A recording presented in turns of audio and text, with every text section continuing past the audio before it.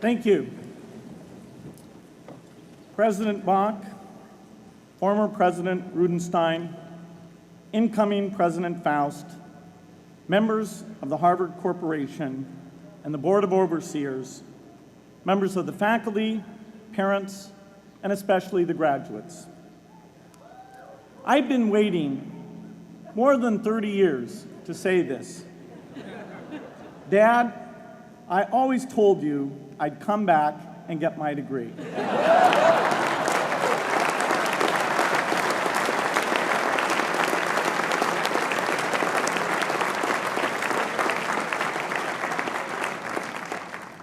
I want to thank Harvard for this honor. I'll be changing my job next year, and it will be nice to finally have a college degree on my resume. I applaud the graduates for taking a much more direct route to your degrees. For my part, I'm just happy that the Crimson called me Harvard's most successful dropout. I guess that makes me valedictorian of my own special class. I did the best of everyone who failed. But I also want to be recognized as the guy who got Steve Ballmer to drop out of business school.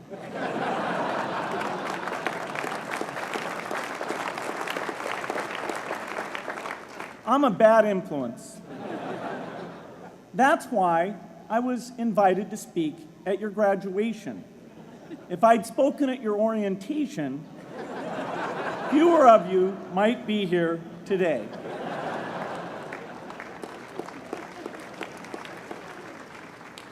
Harvard was a phenomenal experience for me. Academic life was fascinating. I used to sit in on lots of classes that I hadn't even signed up for. And dorm life was terrific. I lived up at Radcliffe in Currier House. There were always a lot of people in my dorm room late at night discussing things because everyone knew that I didn't worry about getting up in the morning. That's how I came to be the leader of the antisocial group. We clung to each other as a way of validating our rejection of all those social people. Radcliffe was a great place to live. There were more women up there, and most of the guys were math science types. The combination offered me the best odds, if you know what I mean. That's where I learned the sad lesson that improving your odds doesn't guarantee success. One of my biggest memories of Harvard came in January 1975, when I made a call from Currier House to a company in Albuquerque, New Mexico, that had begun making the world's first personal computer. I offered to sell them software. I worried they would realize I was just a student in a dorm and hang up on me. Instead, they said, "We're not quite ready. Come see us in a month," which was a good thing because we hadn't written the software yet. From that moment, I worked day and night on the extra credit project that marked the end of my college education and the beginning of a remarkable journey with Microsoft. What I remember above all about Harvard was being in the midst of so much energy and intelligence. It could be exhilarating, intimidating, sometimes even discouraging, but always challenging. It was an amazing privilege, and though I left early, I was transformed by my years at Harvard, the friendships I made, and the ideas I worked on. But taking a serious look back, I do have one big regret. I left Harvard with no real awareness of the awful inequities in the world, the appalling disparities of health and wealth and opportunity that condemn millions of people to lives of despair. I learned a lot here at Harvard about new ideas in economics and politics. I got great exposure to the advances being made in the sciences. But humanity's greatest advances are not in its discoveries, but in how those discoveries are applied to reduce inequity.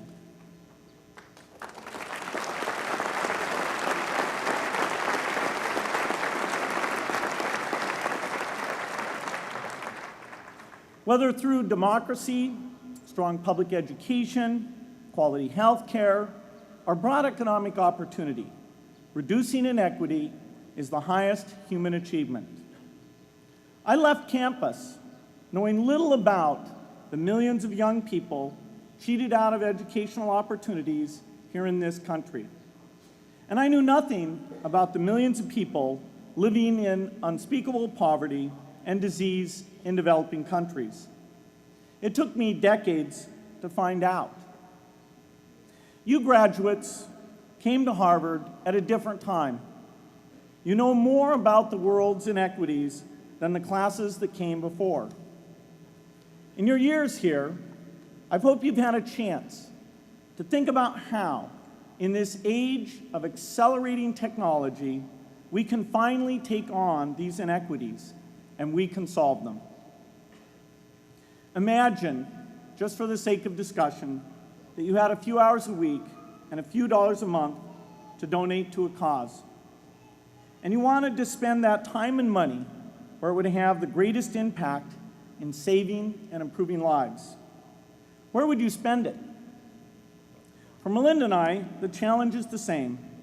How can we do the most good for the greatest number with the resources we have?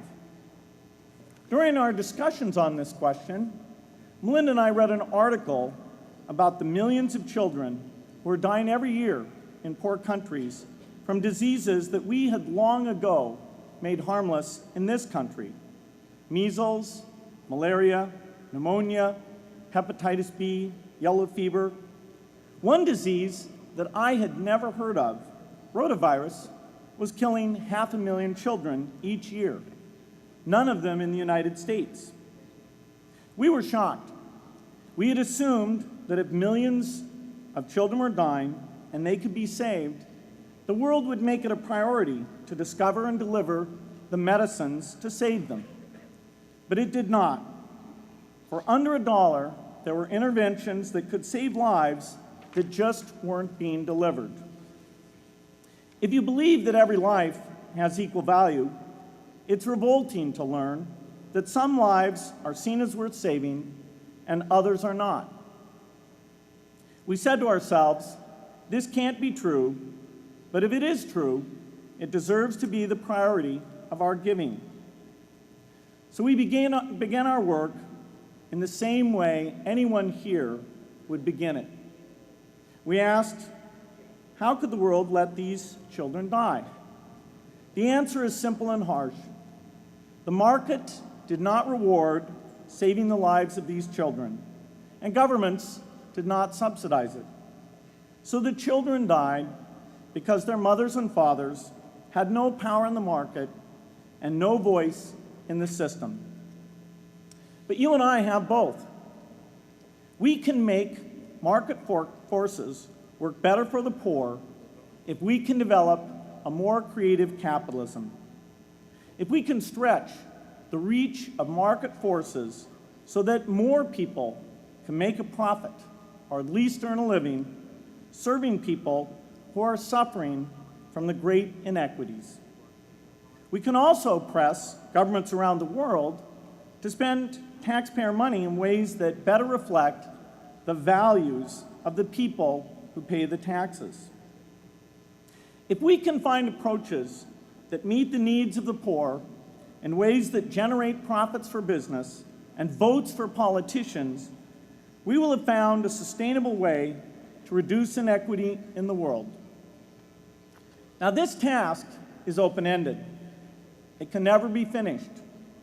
But a conscious effort to answer this challenge can change the world. I'm optimistic that we can do this. But I talk to skeptics who claim there is no hope. They say, inequity has been with us since the beginning and will be with us until the end, because people just don't care. I completely disagree. I believe we have more caring than we know what to do with. All of us here in this yard, at one time or another, have seen human tragedies that broke our heart, and yet we did nothing, not because we didn't care, but because we didn't know what to do. If we had known how to help, we would have acted. The barrier to change is not too little caring. It is too much complexity. To turn caring into action, we need to see a problem, see a solution, and see the impact. But complexity blocks all three steps. Even with the advent of the internet and 24-hour news, it is still a complex enterprise to get people to truly see the problems. When an airplane crashes, officials immediately call a press conference. They promise to investigate, determine the cause, and prevent similar crashes in the future. But if the officials were brutally honest, they would say, of all the people in the world who died today from preventable causes, 0.5% were on this plane. We're determined to do everything possible to solve the problem that took the lives of the 0.5%. The problem is not just the plane crash, but the millions of preventable deaths. We don't read much about these deaths. The media covers what's new, and millions of people dying is nothing new. So it stays in the background where it's easy to ignore. But even when we do see it or read about it, it's difficult to keep our eyes on the problem. It's difficult to look at suffering if the situation is so complex that we don't know how to help. And so we look away. If we can really see a problem, which is the first step, we come to the second step, cutting through the complexity to find a solution. Finding solutions is essential if we want to make the most of our caring. If we have clear and proven answers anytime an organization or individual asks, "How can I help?" then we can get action, and we can make sure that none of the caring in the world is wasted. But complexity makes it hard to mark a path of action for everyone who cares, and makes it hard for their caring to matter.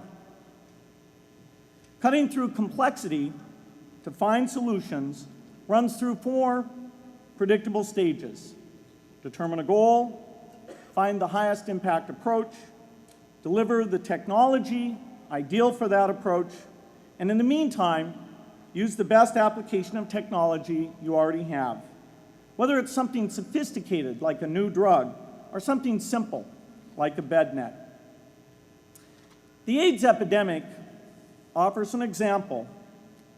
The broad goal, of course, is to end the disease. The highest leverage approach is prevention. The ideal technology would be a vaccine that gives lifelong immunity with a single dose. So governments, drug companies, and foundations are funding vaccine research. But their work is likely to take more than a decade. So in the meantime, we have to work with what we have in hand, and the best prevention approach we have now is getting people to avoid risky behavior. Pursuing that goal starts the 4-step cycle again. This is the pattern. The crucial thing is to never stop thinking and working, and never do what we did with malaria and tuberculosis in the 20th century, which is to surrender to complexity and quit. The final step, after seeing the problem and finding an approach, is to measure the impact of the work and to share that, success or failure, so that others can learn from the efforts. You have to have the statistics, of course.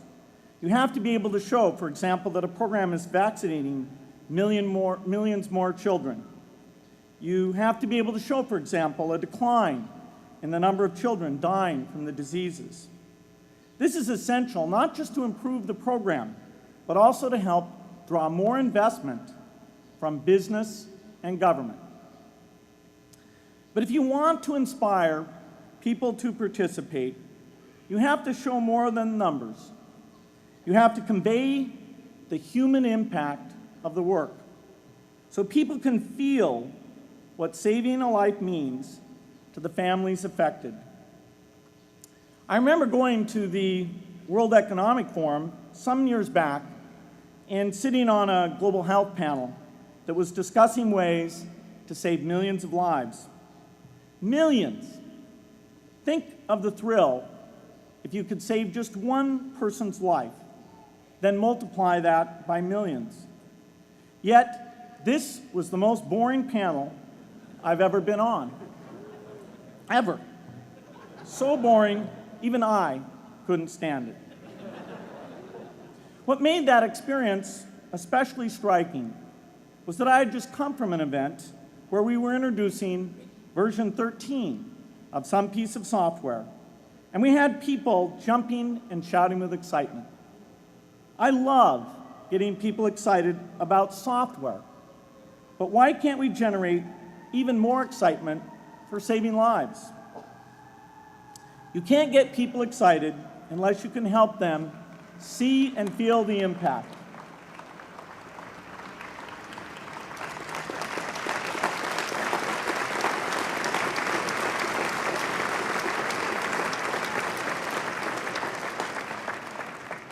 The way to do that is another complex question.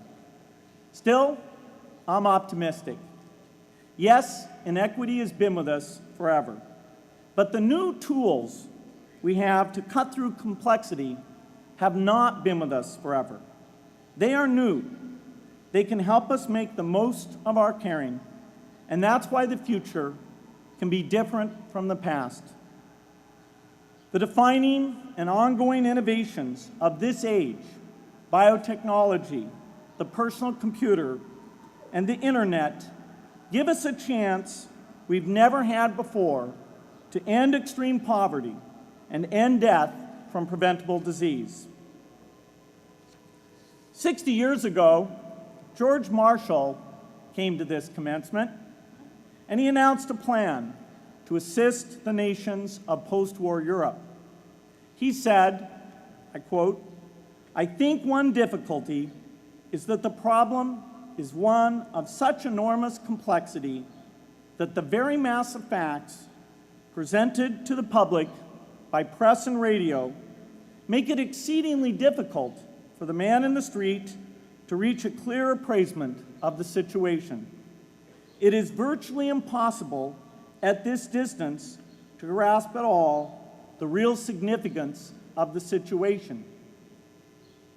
30 years after Marshall made his address, which was 30 years ago, as my class graduated without me, technology was emerging that would make the world smaller, more open, more visible, less distant. The emergence of low-cost personal computers gave rise to a powerful network that has transformed opportunities for learning and communicating.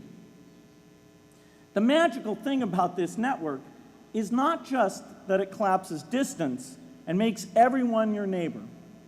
It also dramatically increases the number of brilliant minds we can bring in to work together on the same problem, and it scales up the rate of potential innovation to a staggering degree.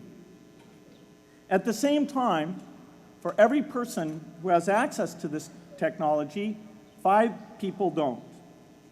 That means many creative minds are left out of this discussion. Smart people with practical intelligence and relevant experience who don't have the technology to hone their talents or contribute their ideas to the world. We need as many people as possible to gain access to this technology because these advances are triggering a revolution in what human beings can do for one another. They are making it possible, not just for national governments, but for universities, corporations, small organizations, and even individuals to see problems, see approaches, and measure the impact of their efforts to address the hunger, poverty, and desperation George Marshall spoke of 60 years ago. Members of the Harvard family, here in the yard is one of the great collections of intellectual talent in the world. For what purpose? There is no question that the faculty, the alumni, the students, and the benefactors of Harvard have used their power to improve the lives of people here and around the world. But can we do more? Can Harvard dedicate its intellect to improving the lives of people who will never even hear its name? Let me make a request of the deans and the professors, the intellectual leaders here at Harvard. As you hire new faculty, award tenure, review curriculum, and determine degree requirements, please ask yourself, should our best minds be more dedicated to solving our biggest problems? Should Harvard encourage its faculty to take on the world's worst inequities?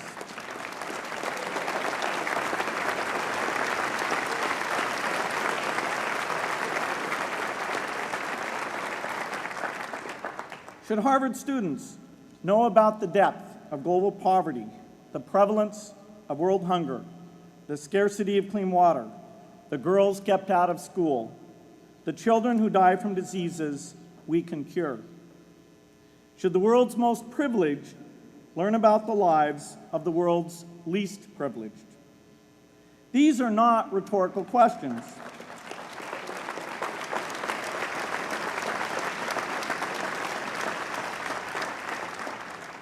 You will answer with your policies. My mother, who was filled with pride the day I was admitted here, never stopped pressing me to do more for others. A few days before I was married, she hosted a bridal event at which she read aloud a letter about marriage that she had written to Melinda. My mother was very ill, with cancer at the time, but she saw one more opportunity to deliver her message, and at the close of the letter she said, "From those to whom much is given, much is expected."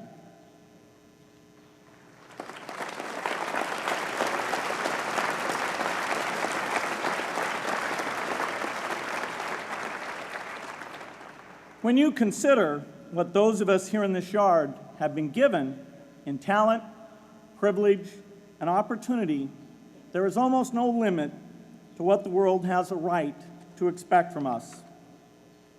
In line with the promise of this age, I want to exhort each of the graduates here to take on an issue, a complex problem, a deep inequity, and become a specialist on it. If you make it the focus of your career, that would be phenomenal. But you don't have to do that to make an impact. For a few hours every week, you can use the growing power of the internet to get informed, find others with the same interests, see the barriers, and find ways to cut through them. Don't let complexity stop you. Be activists. Take on big inequities. I feel sure it will be one of the great experiences of your lives. You graduates are coming of age in an amazing time. As you leave Harvard, you have technology that members of my class never had. You have awareness of global inequity, which we did not have. And with that awareness, you likely also have an informed conscience that will torment you if you abandon these people whose lives you could change with modest effort. You have more than we had. You must start sooner and carry on longer. And I hope you will come back here to Harvard 30 years from now and reflect on what you have done with your talent and your energy. I hope you will judge yourselves not on your professional accomplishments alone, but also on how well you have addressed the world's deepest inequities. on how well you treated people a world away who have nothing in common with you but their humanity. Good luck.